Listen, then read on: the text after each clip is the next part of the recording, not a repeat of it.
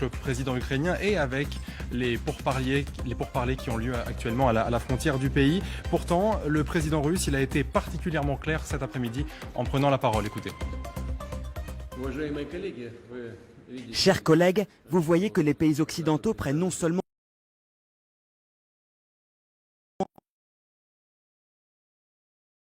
de notre pays, mais aussi que la plupart des fonctionnaires des pays de l'OTAN se permettent des expressions agressives à notre égard. Par conséquent, j'ordonne au ministre de la Défense et au chef d'état-major de mettre les forces de dissuasion de l'armée russe en régime spécial d'alerte au combat.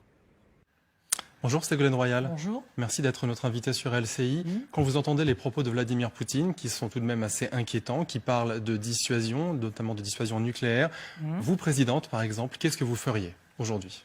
Qu'est-ce que je ferais? Je convoquerais une réunion internationale, une conférence internationale de la paix. Je convoquerai une conférence internationale de la paix. Pourquoi? Parce que les négociations sur la paix ont commencé, puis elles se sont très rapidement arrêtées. Or, cette guerre dure depuis 2014, donc depuis déjà plusieurs années. Il y a eu les accords de Minsk, il y a eu un certain nombre de tentatives qui ont été faites pour faire en sorte que la Russie reste dans ses frontières et que l'OTAN cesse de s'étendre. Donc il faut revenir à ces principes fondamentaux, ne pas rentrer dans une logique de surenchère et faire en sorte que les différents protagonistes viennent autour de la table. Hier, Vladimir Poutine a dit qu'il était prêt à négocier, il faut le prendre au mot et le convoquer dans une conférence internationale de la paix. Alors du coup, vous y mettez qui dans cette conférence? La Russie, bien sûr, l'Ukraine, l'OTAN, les États-Unis directement, certains États qui participent? Bien sûr, l'ensemble des partenaires qui sont là. Car je crois que Vladimir Poutine ne s'attendait pas à une résistance aussi forte. Et notamment parce qu'on est à l'ère d'Internet aujourd'hui, donc tout se sait, tout se voit, tout se connaît. Donc profitons de ce rapport de force pour le remettre autour de la table, mais pour entendre aussi ce qu'il a à dire, parce qu'on le sait très bien, un certain nombre de problèmes sont nés aussi du comportement de l'OTAN. Parce que selon vous, ça veut dire qu'on a sanctionné trop vite, on a pris des mesures trop vite, sans chercher à discuter suffisamment comme on aurait dû le faire? Je le pense. Je l'ai dit d'ailleurs à ce moment-là. Nous sommes plusieurs à le penser. La solution militaire, en particulier, tous les va-t-en-guerre qui demandaient à ce que des armes soient envoyées, ont joué de cette surenchère. Il n'y a jamais de solution militaire aux guerres. Et notre génération, nous avons la responsabilité, tous les dirigeants de ce monde ont aujourd'hui la responsabilité de rétablir la paix.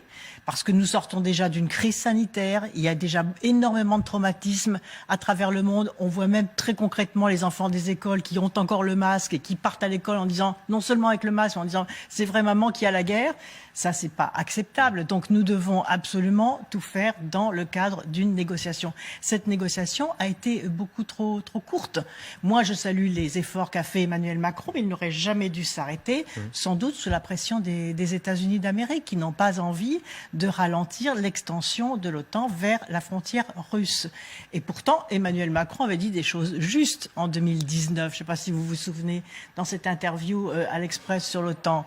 Il avait dit l'OTAN est en état de mort cérébrale, d'une part, et d'autre part, il avait dit, pour les États-Unis, l'OTAN est une affaire commerciale.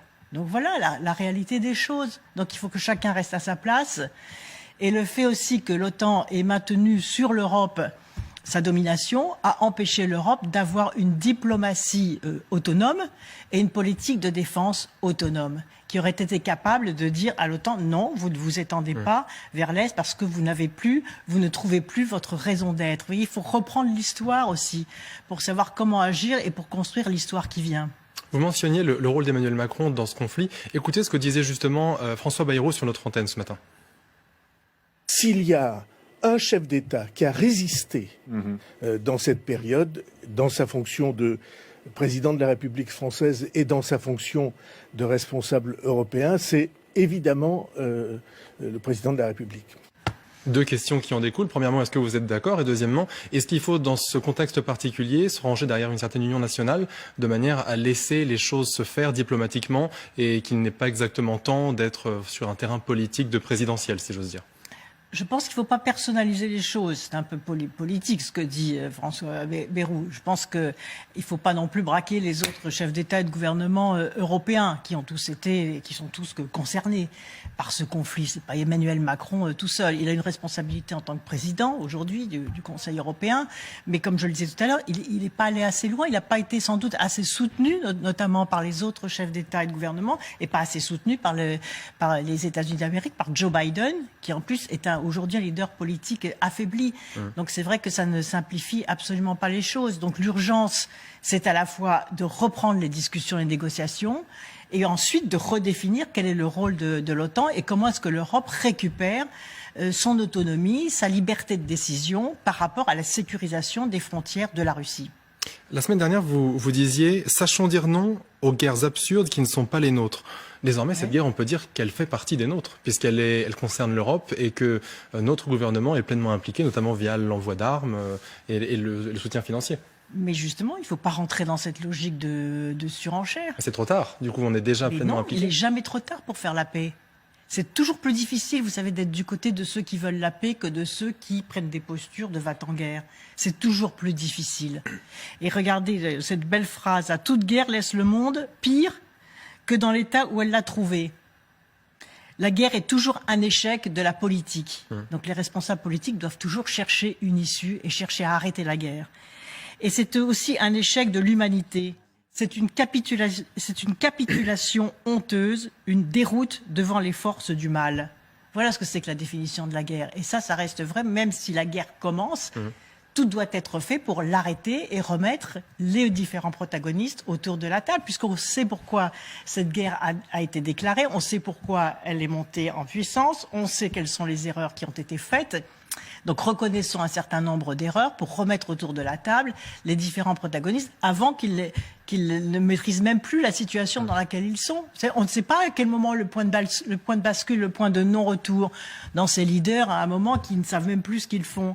Donc il ne faut pas parvenir à ce point de non-retour et au contraire, il faut que les responsables politiques européens en particulier puissent peser de toute leur force pour que les négociations reprennent, que l'OTAN redéfinisse sa raison d'être, parce qu'il y a beaucoup de gens qui disent, vous voyez par exemple, qui n'osent pas demander mais qu'est-ce que c'est l'OTAN? Je prends 2 secondes. L'OTAN, c'est l'organisation du traité de l'Atlantique Nord. Moi, je trouve toujours important que les citoyens comprennent de quoi on parle. Vous avez raison, on n'explique jamais trop les choses. On n'explique jamais trop les choses. L'OTAN, a été créé à la fin de la guerre. À la fin de la guerre, sur le principe suivant, entre les États-Unis et l'Europe, donc pour reconstruire ensuite l'après-guerre, pour limiter les tentations d'expansionnisme de l'URSS. Et à partir de ce principe, l'URSS en dehors, les États-Unis en dedans et l'Allemagne dominée, et l'Allemagne en dessous. Donc depuis la fin c'était la fin de la guerre froide. Depuis la fin de la guerre froide, ce principe n'avait plus de raison d'être. Et comme l'a dit Emmanuel Macron et que je rappelais tout à l'heure, en état de mort cérébrale, c'est-à-dire que l'OTAN était incapable de redéfinir son rôle, ses missions, ses fonctions. Et en tout cas, il y a eu des décisions qui ont été prises lorsque, en 1990, l'Allemagne réunifiée revient dans l'OTAN. C'était déjà quelque chose d'extraordinaire. On rentrait dans une nouvelle phase. Suite à un accord d'ailleurs entre Helmut Kohl et Gorbatchev, l'Allemagne réunifiée revient dans l'OTAN. On n'est plus dans la guerre froide. Et ensuite, il y a eu un deuxième accord en 1995 entre Clinton et Yeltsin qui ont dit déjà en 1995, rendez-vous compte, que l'OTAN ne s'étendra pas vers les frontières de l'URSS, de la Russie, donc qui était devenue la Russie, puisque à la fin de la guerre froide, en 91, l'URSS est démantelée et on atterrit sur la Russie. Et l'engagement en contrepartie, c'était justement que l'OTAN ne s'étende pas vers les frontières de la Russie. Pourquoi les États-Unis d'Amérique ont maintenu leur domination? Comme le disait Emmanuel Macron, c'est une opération aussi commerciale, parce qu'en étant présents, en apportant leur protection et leur financement à l'OTAN, en contrepartie, ils ont exigé des pays européens qu'ils achètent des armes américaines. Et encore récemment, on a été humiliés avec l'annulation des commandes de sous-marins en Australie. Donc vous voyez, l'histoire continue et on ne leur dit rien. On ne on ne les stoppe pas, on ne leur dit pas à un moment, ben non, c'est pas comme ça que ça se passe. L'Europe est autonome et l'Europe va définir ses stratégies. On ne leur dit pas. Et vous, ce qui vous hérisse, c'est notamment la présence de soldats américains en Europe. La présence de soldats américains. 60 000 soldats américains. Que font-ils, ces soldats américains? Ils ne s'en cachent pas d'ailleurs. Ils font de l'espionnage industriel, ils font de l'espionnage scientifique, et puis ils grignotent petit à petit vers les frontières de la Russie, c'est-à-dire menacent aussi la sécurité de la Russie, ne serait-ce qu'avec les moyens d'espionnage, d'écoute, d'observation, etc. Donc à un moment, c'était pas l'intérêt de l'Europe de rentrer dans cette surenchère, peut-être l'intérêt des États-Unis d'Amérique, qui, par la même occasion, les milieux industriels et l'industrie d'armement américaine surarmée, surindustrialisée, qui à un moment aussi a besoin de dégorger, comme ils disent, c'est-à-dire que le surarmement entraîne aussi la guerre. Donc il faudrait aussi un lieu à l'échelle planétaire, au sein de l'Organisation des Nations Unies, parce qu'on n'en entend plus parler, qui s'engage aussi sur le désarmement. Sur le désarmement, car le surarmement conduit toujours à la guerre. Justement, en matière d'armement, il y a une proposition de la part d'Anne Hidalgo qui a été assez, comment dirais-je, accueillie de manière un peu froide de votre part. Cette proposition, vous l'écoutez, c'est celle à propos de l'Ukraine. Écoutez. Prononcé dès le début pour que l'on puisse fournir des armes à l'Ukraine. Ce matin, le président Zelensky a dit nous avons besoin d'armes et pas simplement de taxis. Il faut bien sûr accompagner nos amis européens. Pourquoi? Parce que ce qui se joue, ce sont nos valeurs.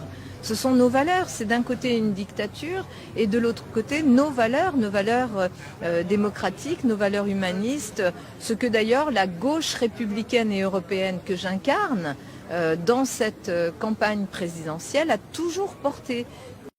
Pour Anne Hidalgo, mais il n'y a pas qu'elle, il y a aussi Yannick Jadot, Raphaël Glucksmann, et vous dites, je vous cite quand même, les candidats écolo et PS qui cherchent à se sauver en prenant la posture de va-t-en-guerre et de pourvoyeur d'armes pour faire piteusement parler d'eux et pour faire chef. Vous les ciblez directement, vous ne les épargnez pas, vous n'êtes pas tendre. Je trouve ça dramatique, je trouve ça pathétique que des écologistes demandent des envois d'armement, qu'il y ait des sanctions économiques pour forcer les protagonistes à revenir autour de la table. Ça, c'est une bonne politique. Mais envoyer des armes, c'est-à-dire entrer dans la logique du surarmement, de la surenchère militaire, il n'y a pas de solution à la surenchère militaire. Il n'y a pas de solution militaire pour rétablir la paix. Et donc, je trouve en effet que ces déclarations sont dramatiques, sont politiciennes dans le contexte actuel. Et j'irai même plus loin. Je pense que ces candidats ne méritent pas de porter le dossard qu'ils portent. On ne peut pas être socialiste et se dire socialiste et demander l'envoi des armes pour rentrer dans une surenchère du surarmement. On ne peut pas être écologiste, être contre l'énergie nucléaire et en même temps demander qu'on envoie des armes. Ça n'a pas de sens. Selon vous, Anne Hidalgo, elle n'est pas en accord avec son parti, avec la ligne qu'elle est censée défendre? Mais elle n'est pas. Mais je viens de vous lire cette phrase sur la guerre est toujours un échec de la politique. La guerre est toujours un échec de l'humanité. La guerre est toujours une capitulation honteuse devant les forces du mal. Donc, il faut faire constamment... Alors, c'est moins gratifiant, ça fait moins chef de guerre. Comme disent les Américains, on ne met pas la tunique du chef de guerre et le képi. Eh ben non. Mais c'est d'autres... Et c'est une fille de militaire qui vous le dit, justement. Parce que les militaires aussi, ils sont là pour travailler également à la paix. Vous voyez? Donc, c'est cela qu'il faut bien comprendre. Et la surenchère dans l'envoi des armes, mais... On ne peut pas se reconnaître quand on est humaniste dans cette façon de voir les choses. C'est plus, selon vous, une posture qu'une réelle intention politique. C'est une posture qui leur permet au passage de caricaturer la position de Jean-Luc Mélenchon, qui est d'ailleurs sur la même position que Dominique de Villepin, qui est d'ailleurs sur la même position quand vous dites que la les position de anciens Jean-Luc Mélenchon, leaders. c'est-à-dire laquelle, par exemple? Quand il dit effectivement qu'il faudrait peut-être revoir la question des provocations de l'OTAN. C'est ce que disait Emmanuel Macron, c'est ce que disait également Jacques Chirac. Donc, et l'indépendance vis-à-vis des États-Unis, de nos amis américains, parce qu'il ne faut pas se tromper, ce sont nos alliés, l'indépendance vis-à-vis des stratégies des États-Unis d'Amérique est une question majeure qui est posée par les chefs d'État français, charismatiques, depuis le début de l'histoire de France de l'après-guerre, et nous devons renouer avec cette stratégie. Justement, Jean-Luc Mélenchon, sur ce conflit ukrainien, il s'est exprimé. Pour lui, la position de la France, elle doit être très claire. Écoutez. La position politique que je me propose d'incarner, si je suis le président de la République française, c'est le non-alignement, parce que j'estime que c'est la condition de la paix. Mais le non-alignement n'a jamais voulu dire la neutralité. Nous ne sommes pas neutres, puisque nous sommes pour la paix et pour la défendre. Contre qui? Contre ceux qui la remettent en cause. Qui c'est? Qui que ce soit. Voilà le raisonnement qui m'anime et qui guiderait la politique étrangère que nous mènerions. Je me fais l'avocat du diable, est-ce que c'est pas un petit peu simpliste de dire ça? De dire, très bien, on ne veut pas prendre parti à gauche ou à droite parce qu'en restant neutre, ça nous permet d'avoir une certaine forme de tranquillité. C'est un peu facile, on pourrait s'impliquer parce qu'on défend quelque chose, effectivement. Non, au contraire, c'est pas facile, le non-alignement. Le non-alignement, c'est le général de Gaulle qui demande, par exemple, aux armées américaines en 1966 de quitter le territoire français. C'était pas facile. C'est Jacques Chirac qui refuse de suivre George Bush dans la guerre en Irak. Surtout quand on a découvert que cette guerre reposait sur un énorme mensonge selon lequel l'Irak disposait d'armes de destruction massive, ce qui est totalement faux. Donc il y a eu des centaines de milliers de morts, il y a eu Daesh du coup, il y a eu le terrorisme, il y a eu la haine de l'Occident à cause de cette guerre. C'était pas facile. Chirac s'est fait insulter, s'est fait vilipender. La diplomatie française s'est fait insulter à ce moment-là. Chirac a été caricaturé en vers de terre à la une d'un journal anglais, parce que les anglo-saxons sont très solidaires dans ces situations-là. C'était pas facile. Et puis toujours cette reproche, vous savez, c'est ah ben vous avez bien été content de trouver les Américains à la libération. Mais c'est pas parce que les Américains sont venus nous aider à la libération et se sont aussi aidés eux-mêmes, parce qu'ils n'avaient pas non plus intérêt à l'extension du nazisme, et heureusement, qu'il faut systématiquement s'aligner. C'est beaucoup plus facile de s'aligner sur les États-Unis d'Amérique que de dire à un moment, non, nous devons être autonomes. Mais si on se fait pleinement l'avocat du diable, on entend que Jean-Luc Mélenchon, il n'aime pas beaucoup les Américains, et ça depuis toujours. Et qu'à l'inverse, la Russie, qui là manifestement a quand même une attitude que l'on peut dire condamnable, il n'ose pas trop se mouiller, comme il l'a fait jusqu'à présent, il a été plutôt complaisant, il n'a pas été très ferme vis-à-vis de la Russie. Et c'est encore ça aujourd'hui auquel on assiste, notamment avec ses déclarations, c'est-à-dire qu'en ne prenant pas réellement parti au milieu, ça permet de ne pas complètement taper sur la Russie, alors que tous les autres chefs d'État, en tout cas, le font pleinement aujourd'hui. Tous les autres chefs d'État le font. Non, Emmanuel Macron ne le fait pas. Tout de même. Il a essayé, oui, enfin, il a essayé comme la négociation. Là, je pense malheureusement, il a un peu basculé effectivement sur une autre ligne. Mais je pense qu'il faut qu'il revienne sur sa ligne précisément qui permet de mettre tous les protagonistes autour de la table. Parce que si vous insultez les uns et les autres, même si on part parfois, ces insultes peuvent être justifiées pour certains comme pour d'autres. Mais si vous les insultez, ils vont pas venir autour de la table. Donc ça veut dire même que vous renoncez à la discussion et à la négociation. Il faut pas renoncer à la discussion, à la négociation. Et si on est poussé par les États-Unis d'Amérique et par le Royaume-Uni à faire la guerre, c'est facile pour eux. La guerre, elle est sur notre sol. La guerre, elle est en Europe. Les réfugiés vont venir vers les pays européens, comme pour les guerres précédentes, dont l'Irak, dont je parlais tout à l'heure. Les réfugiés, ils font pression sur les pays européens qui sont près de leurs frontières. Ils ne traversent pas à la nage l'Atlantique pour aller aux États-Unis. Donc c'est facile de déclencher des guerres, comme disait le général de Gaulle, qui ne sont pas les nôtres au départ, dans lesquelles on est impliqué parce qu'on n'a pas une autre autonomie européenne de discernement par rapport à qu'on était capable de discuter, par rapport aux règles que l'on était capable d'imposer, y compris à la Russie pour qu'elle reste dans ses frontières, mais y compris à l'OTAN, qui est finalement dirigée par les États-Unis d'Amérique. Donc nos intérêts à nous, Français, nos intérêts à nous, Européens, dans ce contexte, n'ont pas été suffisamment respectés. Mais il n'est pas trop tard. Je pense qu'au vu de ce qui se passe et au risque d'escalade et de surenchère, il faut maintenant être bien au clair et cesser de penser aussi qu'il y a tous les gentils d'un côté, tous les méchants de l'autre. C'est toujours un peu plus compliqué que ça. En Ukraine, il faut quand même le dire, en Ukraine, dans les régions séparatistes, on leur interdisait de parler russe alors que ce sont des régions russophones, on leur interdisait le droit de vote, il y a eu des journalistes qui ont été assassinés. Donc, à un moment, il faut aussi faire attention. Malgré tout, il faudrait me rappeler qu'en 1991, plus de 90% de la population était pour, justement, prendre l'indépendance par rapport à la Russie. Oui, mais c'est ce qui a été fait. Tout à fait. Mais du coup, la population n'est pas complètement attachée à la Russie, comme vous le dites. Non, je parle des partis, des provinces séparatistes. Mais bien sûr, mais vous avez raison. Mais entre l'indépendance et la mainmise de l'armée américaine en Ukraine, il y a une limite qui est l'Europe. Il y a une autre voie qui est l'Europe et qui est le respect des accords de Minsk qui prévoyait justement des zones neutres, des zones tampons Et depuis 1995, je le rappelle, un accord pour dire non à l'extension de l'OTAN vers les frontières de la Russie. Donc respectons cela. Et on a intérêt à construire des passerelles économiques, des passerelles scientifiques, des passerelles culturelles dans ce grand continent qu'est l'Europe jusqu'à la Russie pour construire l'avenir de nos jeunesses. C'est ça qui est désespérant aujourd'hui, c'est de se dire que cette génération-là, si elle n'a pas le courage et la sagesse de faire la paix pour penser aux nouvelles générations qui ont envie de vivre tranquille, de vivre libre, d'apprendre, d'échanger, de voyager, c'est à cela qu'il faut que l'on pense, surtout à la sortie de la crise sanitaire. Vous parliez tout à l'heure de nos intérêts à nous. Ce qui m'en vient à vous emmener sur le terrain des sanctions qui ont été prises jusque-là contre la Russie. Selon vous, elles nous paralysent nous aussi? Elles sont finalement plus un frein qu'une aide à la négociation?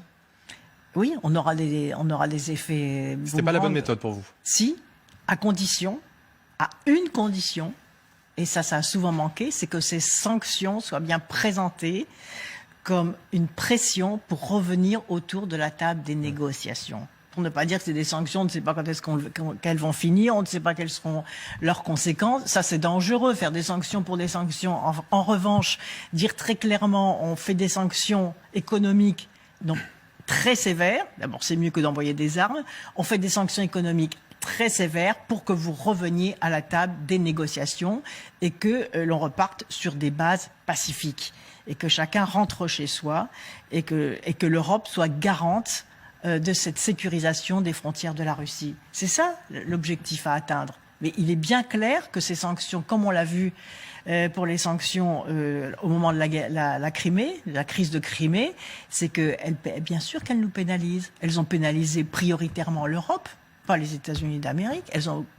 Elles ont pénalisé prioritairement l'Europe, hausse des prix, problème d'énergie, problème d'exportation des produits agricoles français, agroalimentaires français.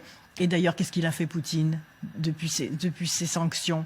Ils ont créé en Russie des filières agroalimentaires extrêmement performantes qu'ils n'avaient pas avant. Donc, vous voyez, ils ont aussi pu se réorganiser à la lumière de ces types de sanctions. Et puis enfin, il faut savoir que certaines entreprises contournent les sanctions.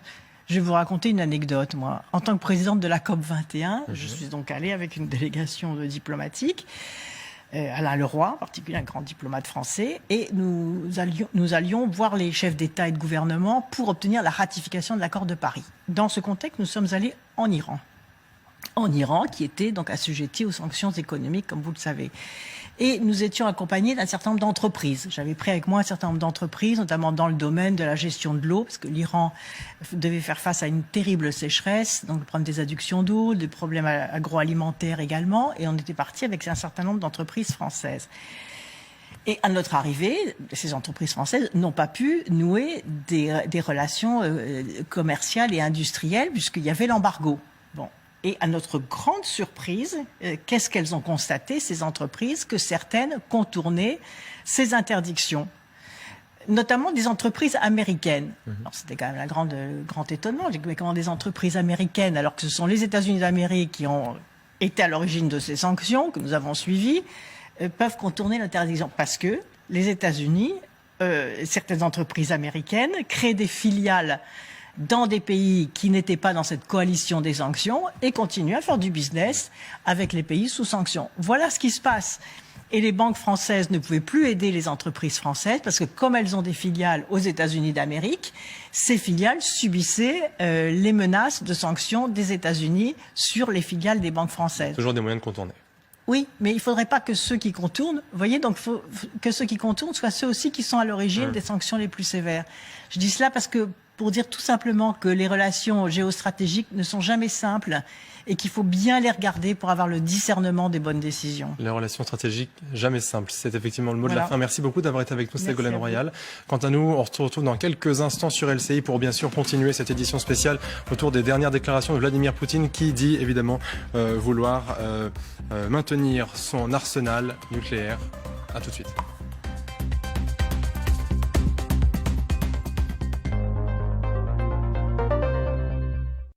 J'ai pas. Un kangourou vert. Il ne suffit pas d'imiter pour ressembler. Chez 7LM, pour tous vos nouveaux projets, vous pouvez alléger vos 6 premières mensualités de moitié. Choisissez cette option lors de la souscription à un prêt personnel. Appelez le 0800 200 100 ou rendez-vous sur 7lm.fr. 7LM, plus responsable ensemble.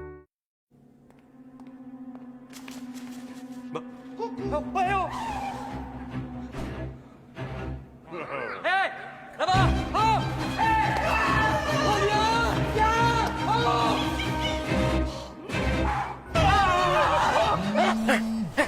Allô, patron. Je te réveille.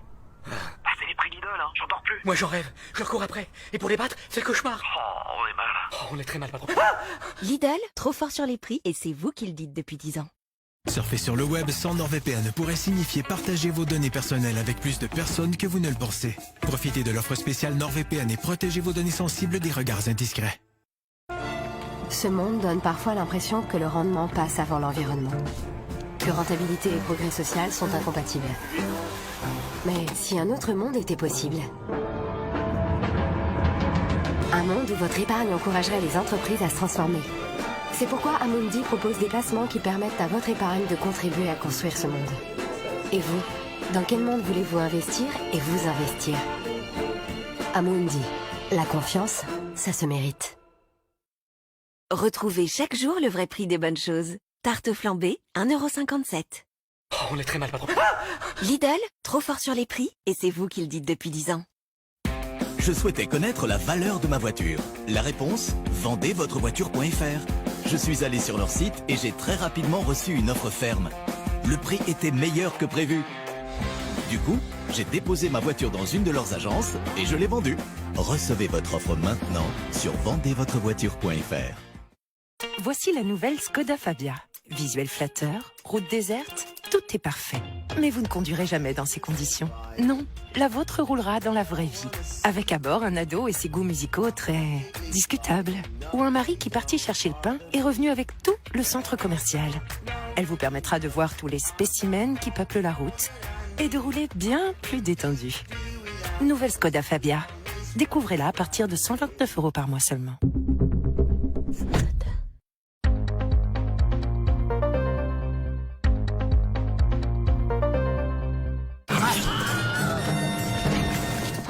C'est parfait. Cool. Salut. Allô, ma petite chérie, comment ça s'est passé? T'es répètes bien ou pas? Ouais, j'étais un peu fatiguée, mais ça va. C'est peut-être parce que tu dors pas beaucoup en ce moment, non? Ah ouais, t'insinues quoi, là? Ok, bah raccroche. Non, c'est toi qui raccroche. Non, vas-y, allez. Non, toi. Allez, s'il te plaît, raccroche maintenant. Si tu conduis, je raccroche.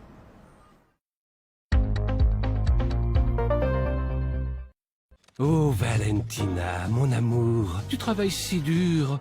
Heureusement, il y a SumUp. Pour développer ton activité, satisfaire tes clients, gérer ton argent. Plus d'argent pour toi veut dire plus d'argent pour ce que tu aimes. Ah, comme en passant dans l'eau.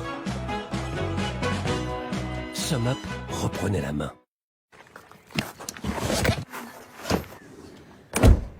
Oh, Cécile, on dirait qu'il n'y a plus de place pour la valise de mamie. Ni pour mamie d'ailleurs. Allez vite. Prends-lui une petite place en thalasso, ça lui fera plaisir. Ou une grande place dans une voiture électrique. Très bien, bravo. Savoir changer, ça change tout. Le Bon Coin, le bon pour tous. Téléchargez l'appli.